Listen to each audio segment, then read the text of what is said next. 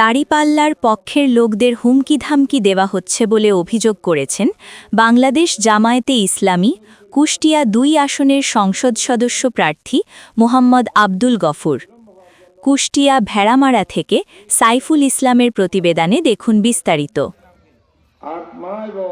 আসন্ন ত্রয়োদশ সংসদ নির্বাচনে দাঁড়িপাল্লার কর্মী সমর্থকদের হুমকি ধামকি দেওয়া হচ্ছে বলে অভিযোগ করেছেন বাংলাদেশ জামায়াত ইসলামী কুষ্টিয়া ২ আসনের সংসদ সদস্য প্রার্থী মোহাম্মদ আব্দুল গফুর। হুমকিদাতাদের আইনের আওতায় আনার দাবি জানিয়েছেন তিনি।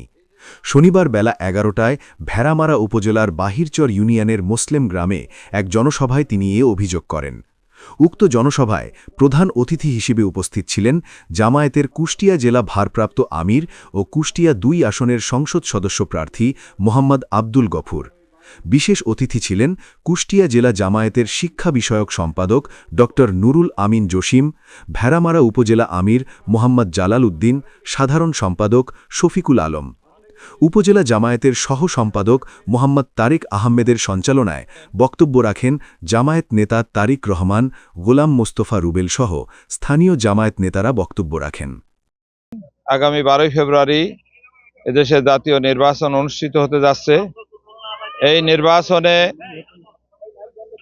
আমরা এ পর্যন্ত এসে যেটা আমরা বুঝতে পেরেছি যে এখনো পুরোপুরি অবাধ সুষ্ঠু নির্বাচন হবে এটা আমরা এখনো বিশ্বাস করতে পারছি না।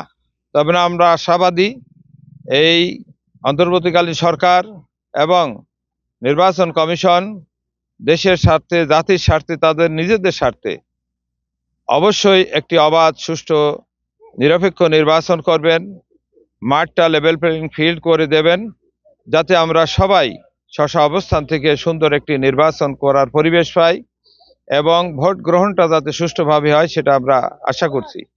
কিন্তু ইতিমধ্যেই বিভিন্ন জায়গায় এই ভেড়ামারা উপজেলার ধরমপুর, দুনিয়াদহ সহ অনেক এলাকায় আমাদের মা বোনদের এবং ভাইদের উপরে হুমকি ধামকি চালাচ্ছে আমার প্রতিপক্ষ দলের পক্ষ থেকে।